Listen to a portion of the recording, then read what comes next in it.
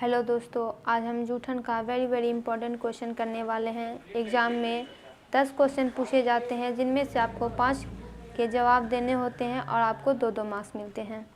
तो यहाँ पे क्वेश्चन है पहला, लेखक की भाभी क्या कहती है, उनके कथन का महत्व बताइए।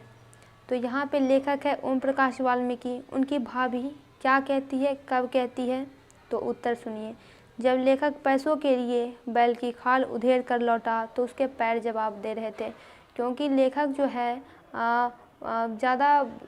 ज़्यादा ये हेल्दी नहीं थे। जब उन्होंने उतनी भारी खाल उठाई तो इनके पैर में बहुत दर्द हुआ और ये बड़ी मुश्किल से गिरते पड़ते बैल की खाल लेकर घर आए थे। कपड़े गंदे हो गए थे और खून से लथपथ भी हो गए थे, खून के धब्बे दिखाई दे रहे थे।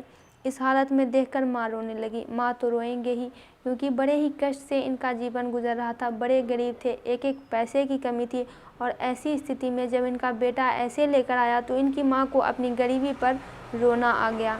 बड़ी भाभी ने उस रोज़ माँ से कहा था, तो उनकी बड़ी भाभी को बड़ी ही दया आई कि इतने छोटे हैं ये और इनसे ये सब काम करना पड़ रहा है, कि इनसे ये ना कराओ, भूखे रह लेंगे, इन्हें इस गंदगी में ना घसीटो। आखिर एक पैसे की लेखक को ज़रूरत क्यों थी, ताकि उनके घर में भोजन मिल सके, चूल्हा जल सके। तो अब उनकी भाभी को इन्हें देखकर इतनी ममता आ गई कि इन्होंने कहा कि हम भूखे ही रह लेंगे, पैसे नहीं लेंगे, इस तरह से पैसे नहीं कमाएंगे, ये तो गंदगी है, हम बच्चे को गंदगी में ना घसीटेंगे। भाभी के ये शब्द आज भी लेखक के लिए अंधेरे में रोशनी बनकर चमकते हैं। लेखक उस गंदगी से बाहर निकल आया है। लाखों लोग आज भी उस घिनौनी ज़िंदगी को जी रहे हैं। विद्यालय में लेखक के साथ कैसी घटनाएं घटती हैं। तो विद्यालय में लेखक को छोटी जाति का होने के कारण प्रतिदिन अपमान सहना पड़ता था। उसे मैदान और बरामदे में झाड़ू लगाना पड़ता था। हेडमास्टर की डांट सहनी पड़ती थी। उनके हेडमास्टर का नाम कलीराम था। लेखक की आंखों में आंसू बहने लगते थे। लेखक कुछ कर भी नहीं पाता था।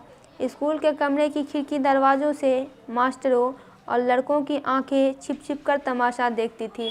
मास्टर इनसे झाड़ू लगवाते थे, इनसे ये तक कहते थे कि ये तो तुम्हारा ख़ानदानी काम है, तुमको झाड़ू लगाने में क्या दिक्कत है। कुछ दिनों तक तो ये प्रक्रिया चलती ही रही थी। बाद में इनके पिताजी आए थे और उन्होंने मास्टर से कहा था कि कौन ऐसा मास्टर है जो मेरे बेटे से झाड़ू लगवाता है। तो मास्टर साहब ने उनके पिताजी को गाली भी दी थी। लेखक का रोम रोम यातना की गहरी खाई में लगातार गिरता रहता था, यानी बड़े ही बेइज्जती होती थी। पढ़ने के लिए नहीं दिया जाता था, रोज़ झाड़ू लगवाया जाता था। घर पहुंचने पर लेखक को देख उनकी माँ क्यों रो पड़ती है। तो समस्या थी बैल की खाल कौन उतारे। पैसों की तंगी यानी कमी लेखक के परिवार में थी। 10-15 रुपये मिलने वाले थे, ऊपर से कौवा चिल नोच कर बैल को साफ कर देते थे। माँ ने चाचा के साथ लेखक को बैल की खाल उतारने भेजा। चाचा ने खाल उतारकर गठरी बना दी। गठरी चाचा ने ढोई। कुछ दूर लेखक को भी ढोनी पड़ी। गठरी का वजन लेखक के वजन से ज़्यादा था। घर पहुँचते पहुँचते टांगे जवाब दे गई।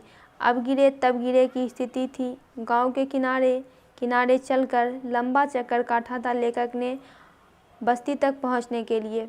लेखक को देखकर माँ रो पड़ी थी, क्योंकि उनकी स्थिति बहुत ही ख़राब हो रही थी। बहुत ही उनके पैर में दर्द हो रही होगी। लेखक के सिर से लेकर पांव तक गंदगी से भरा हुआ था। कपड़ों पर खून के धब्बे साफ दिखाई दे रहे थे।